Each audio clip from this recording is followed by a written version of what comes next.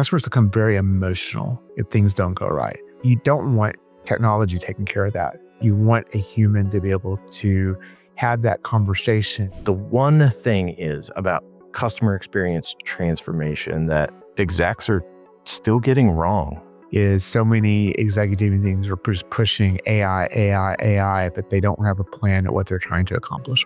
The 6.5 million calls a year, 65% of those calls were about, where's my order? And we were able to reduce 65% of that 65%, 2.7 million calls that went away. Tools help you do the job, help you be productive, but they cannot replace having a good culture, and they certainly will not turn a bad culture into a good one.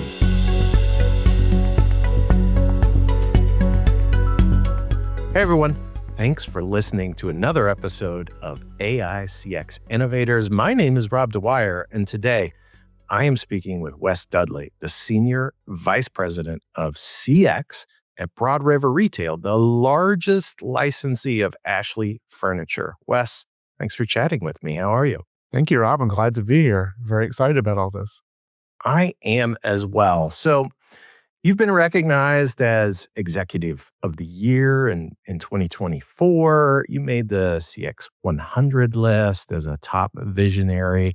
And I want to start out by just asking you, what do you think the one thing is about customer experience transformation that execs are still getting wrong? Yeah, very, very good question. And I think that it really goes back to having a plan.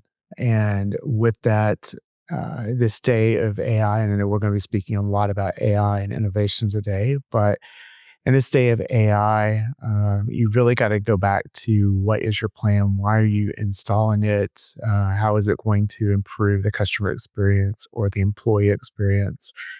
And if you don't have that in play, you're not going to be successful what you're implementing. So I would think that's probably the one thing that I continue to hear is so many executive teams are just pushing AI, but they don't have a plan at what they're trying to accomplish. Yeah, it's the old begin with the end in mind, right? Make sure you know where you're headed. I love that. You've been involved in retail for over 30 years in the customer experience side with a variety of different companies. I'm curious if you think back a little bit, maybe 10 years. What's one thing that you wish you had from an AI perspective that you do now, but you didn't then? That's a funny question. And I say that because 10 years ago, nobody was thinking about AI. I mean, AI was around, it was still in infant stages, but nobody was thinking about it. It's funny you asked that because I had just come off of a major project when I was working there at JCPenney. And we were just trying to have our ACD held together by duct tape and parts off eBay because it was so old. And we had to reinvent what our CX tech stack looked like. And with all that, there was a very large change management with it, from trying to train all of our employees. And we had about 2,600 seasonal agents at the time. And in addition to that, I'm getting to the answer here, but in addition to that, we didn't have enough leaders with our ratio compared to our agents. So we had anywhere from 28 to 32 agents for every leader. And they were doing quality control as well. So they were listening to calls. And if I look back 10 years, I think that's the real thing that I would say I wish we would have had back then. We would have had auto QM to be able to really listen, score the calls, understand the intent, understand customer frustration, understand retraining that we need to do or how to adjust training as we were bringing new associates on. And, that's the piece I think that we really were lacking 10 years ago. Yeah, I mean, those are challenging spans to work with under any circumstances. You throw quality on top of that, and that makes that supervisor's life really difficult, doesn't it? Yes, very. Yeah. Did you have a lot of complaints about that? I mean, was that a common thing that they would come to you and say, hey, there's too much on my plate?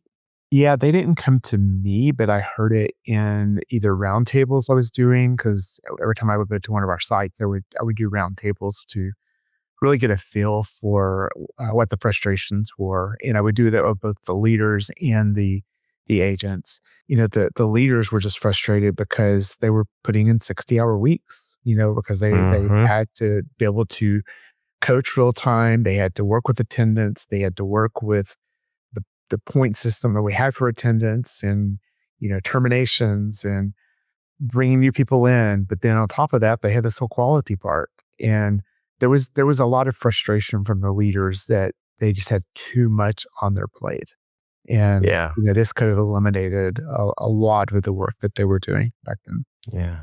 Well, that's a really large organization, but you've also worked for some much smaller organizations. So let's talk about scale and how AI impacts when you're trying to scaling. Like, what are some of those different things that people need to consider? Yeah, when I look at that, I don't think it matters the size of a call center because the processes need to be hardened. You need to make sure that you understand your customer journey. So, I'm very much what do I say, a PPT, people process technology, and you've got to understand those roadmaps that you're trying to accomplish and the why behind it.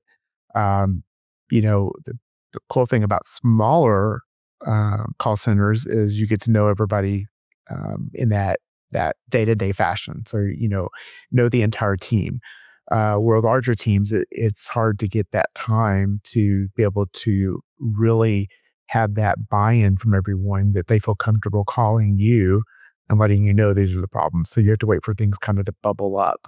And, you know, we say, larger companies have more red tape, and that's kind of the way it is. Even though you have an open door policy, it's just there's a lot of filtration before it gets to you. And that changes the story along the way.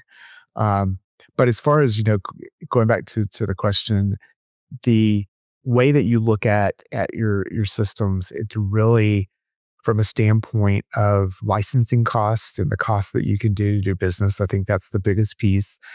And in today's age, it's also about scalability with technology. So how can you use AI to help out?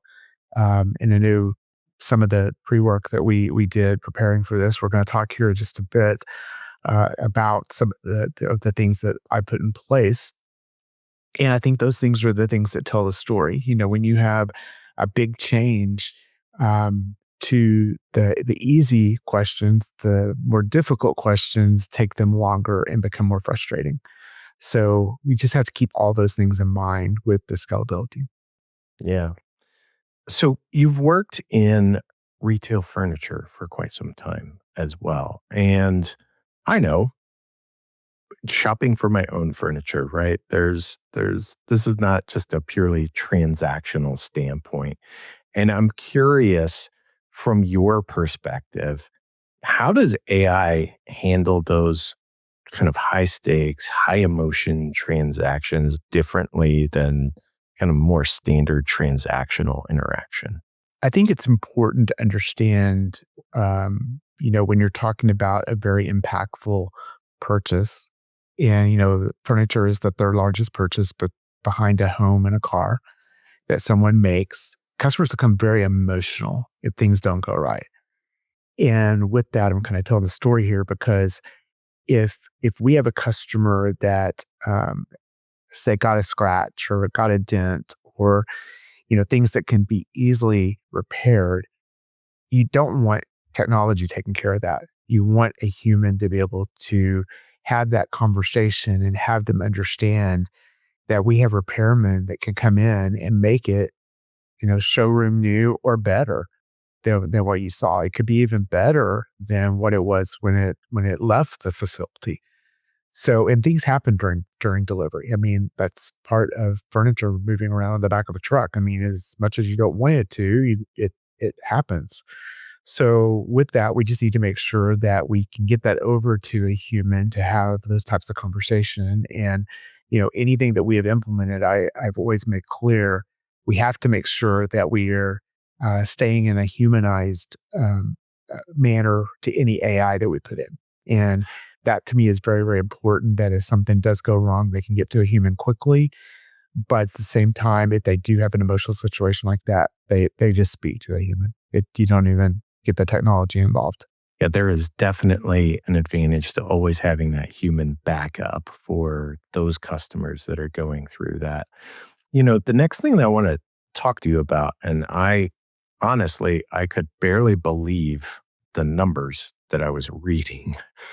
When you were at Mitchell Gold and Bob Williams, you moved ticket resolution from 9 days, not hours, folks, 9 days to 8 hours. Is that right? And if so, how did you do that? Like, what was the breakthrough that got you there? Yeah. When I joined Mitchell Gold, and if you don't know what the company is, because it's not local to every market, even though we were nationwide. The brand is a high end luxury generational product. And with that, it takes about 16 weeks from the time that the furniture is started until it's completed and shipped to the customer.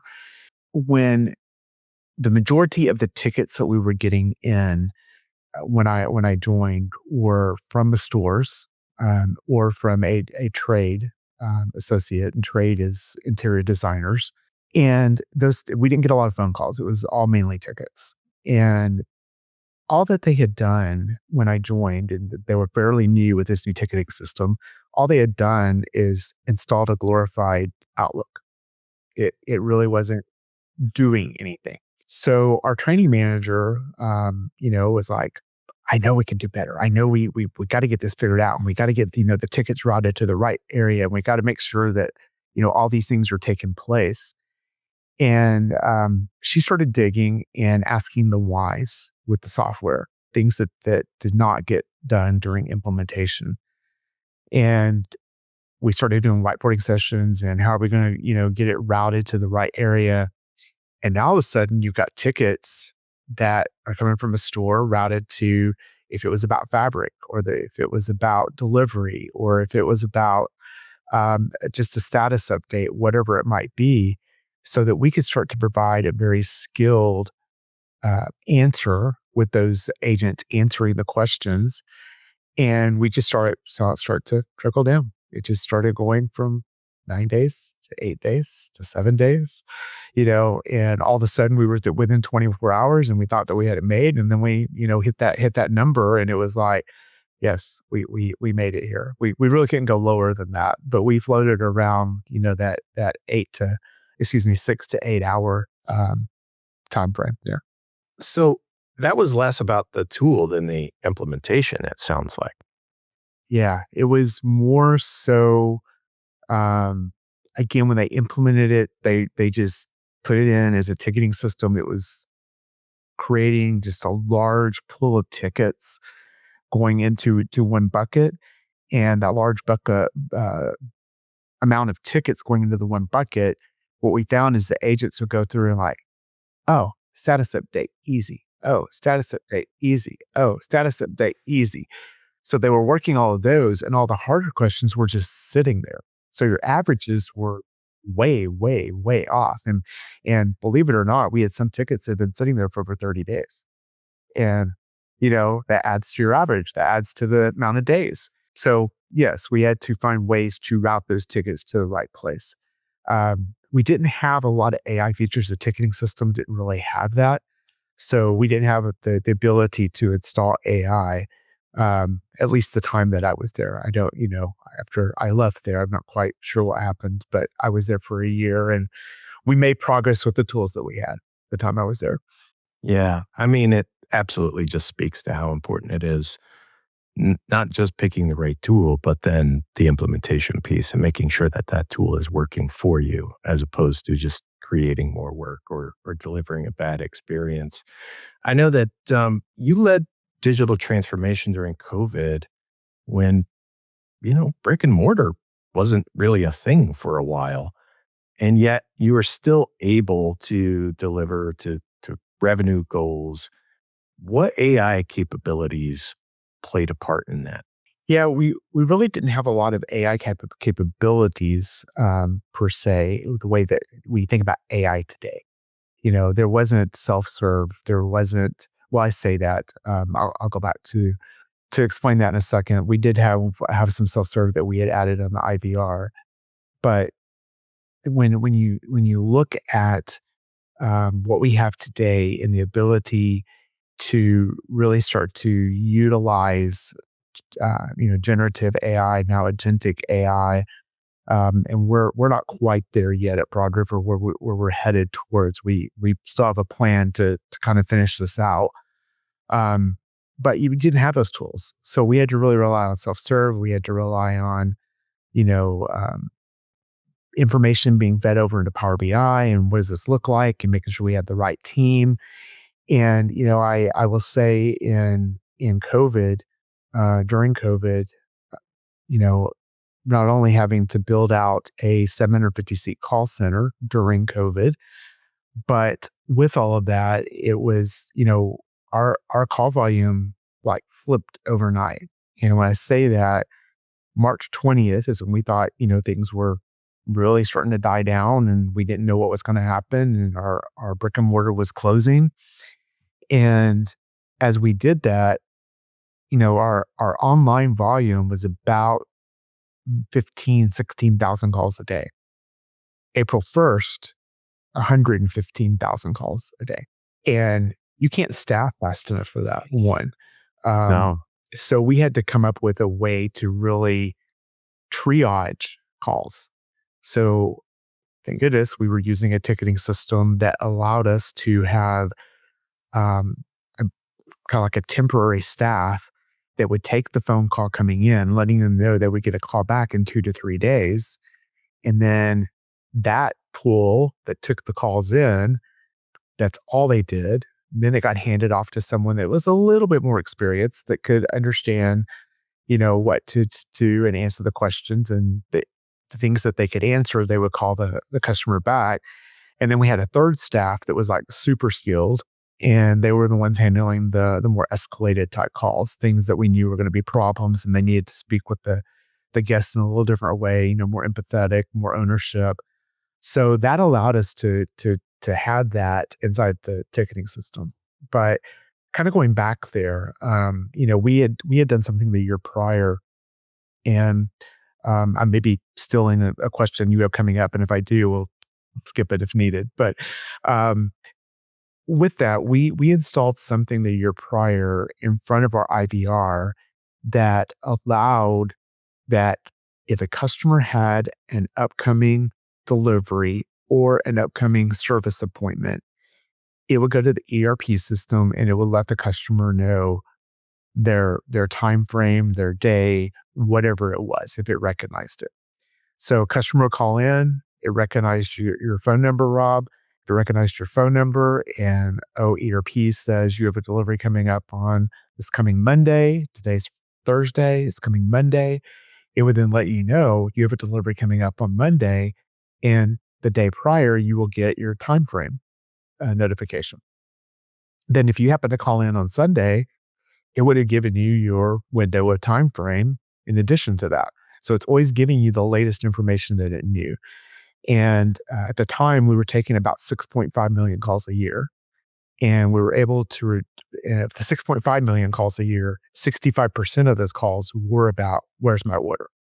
And we were able to reduce 65% of that 65%, 2.7 million calls that went away almost immediately. Wow. So Wow. that's the power of trying to figure out how do you eliminate that easiest part, but it becomes so much more complicated because then the agents, their handle times are going up because they're having more difficult calls. Their frustration and stress levels going up. So you got to find ways to take some of that off of them, and maybe more wrap time at the end so they have time to kind of, take a breath before they get that next escalation or whatever it might be. So there was just, it comes together again, going back to the PPT, people process technology. You have to be thinking about all of those things when you're implementing something.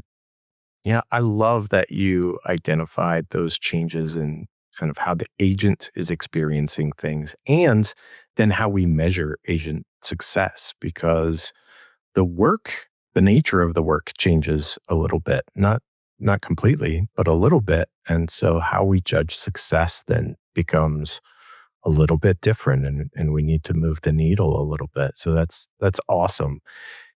It sounds like you have always been focused on culture, given that first P, you've brought it up more than once now. And I know that you created this like CX All-Stars team, this identity, and that has had a huge impact on attrition. I'm wondering if you can talk about that and talk about, how much technology plays a part in success versus culture. Yeah, I think it's what you're trying to accomplish. And, the culture part, I will talk about that first. I'll go back to the technology side. Um, the team, first of all, CX All Stars, I love what the team came up with, and when they presented it out to me, and it was all about baseball themed. The presentation that they did, and this was pre-Canva, the presentation they did all was baseball themed.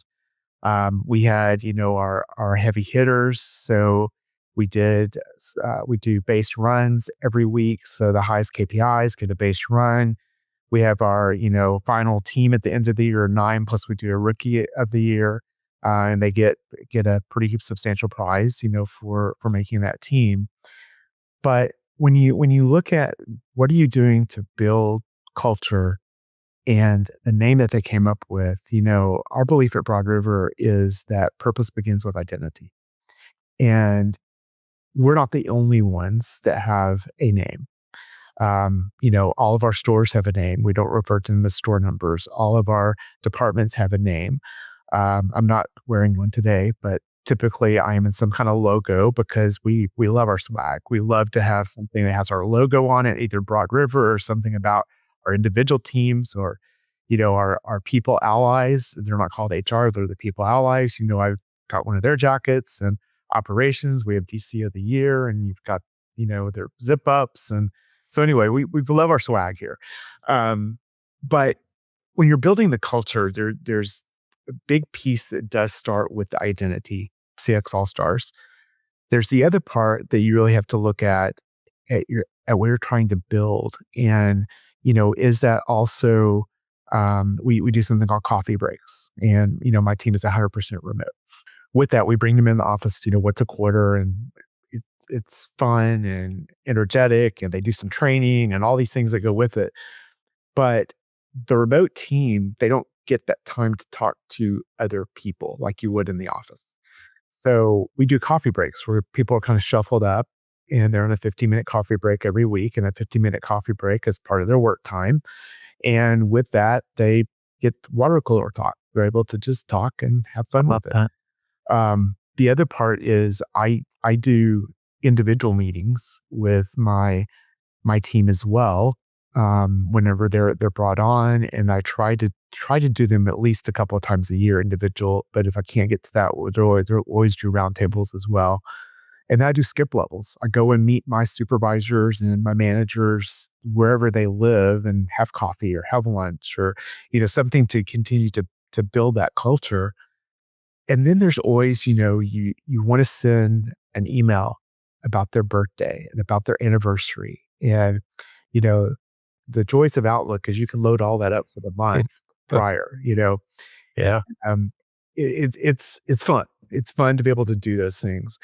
And none of that's really technology driven. It's all about how do you provide a better culture and get people to want to work on the team, but make it enjoyable.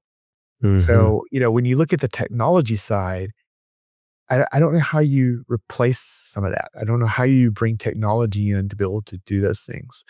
Now, where I do see that technology can help is things like auto queue room, things like agent assist, things like being able to understand your full workforce. So your workforce manager and management teams can really understand where they need the people and how to shuffle them around and have that conversation well before the day before. So many Yeah. companies were doing that the day before, and it's like, people have a life. They can't adjust their schedule tomorrow.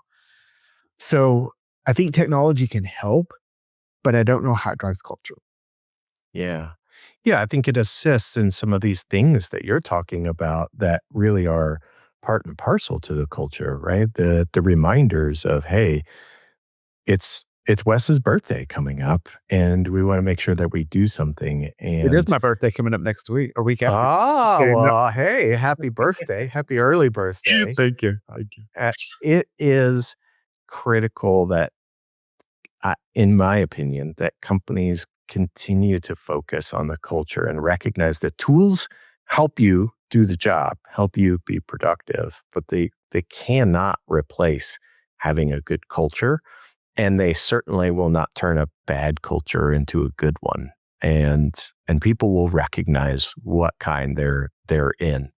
Very true. I know we just have a little bit of time left, but I want to ask you, as someone who has been with multiple organizations, lots of different size, you've implemented lots of different technologies, some of that AI and some of that, right, is duct tape. But if you were to give advice to someone who was considering implementing some new AI technology right now into their contact center or support center, what advice would that be? Yeah, I'll go back to some of the things I've kind of hit on each time here as you ask the question, and it goes back to have a plan.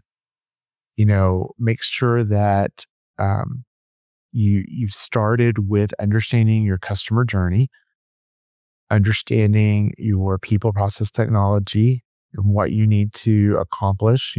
From a people standpoint, maybe that is how to drive a better culture. From a process standpoint, maybe that is getting your processes hardened or making sure that you've eliminated the waste. I'm a very big Six Sigma guy, and you got to eliminate all the waste into the uh, things that are happening so that you're getting to customer resolution faster. Because if you just have something that's in there just to have another step in the process to keep somebody employed, which is typically what I see with that, you got to get rid of that. You got to make sure that you're getting it to that next level. And then where are you going to put your technology in? You got to have that plan, what that looks like. And, I've been able to do multiple reductions in technology cost, but at the same time, bring on tons of additional offering that we have with technology. So it's important to really understand that, and it's, I think, equally important as you're looking at the technology that it's not just about price. It's also about, are they going to be a partner as as you have implemented, as you are now 2 years into it? Are they still going to be that great partner? So get references. Make sure you're talking to others. Make sure you understand what you're getting, because I've been on both sides. I've seen some amazing partnerships, and I've seen some not quite so amazing. Those not quite so amazing are very, very, very hard to deal with. So Yeah, we've all, I think, unfortunately been there, Wes. All unfortunately, and we like to make sure that we don't go there again. So that's all the time that we have for today. Wes, you've been okay, so generous joining us, and I really appreciate it. If people want to follow you and see where you're at, where should they go? sure. I'm on LinkedIn. It's under Emmett Wes Dudley, so it should be a little easier to find me with that name. And I'm also on Facebook, which is Wes Dudley on Facebook. All right. Well, thank you so much again for your time today, Wes. Really appreciate it. Thank you, Rob.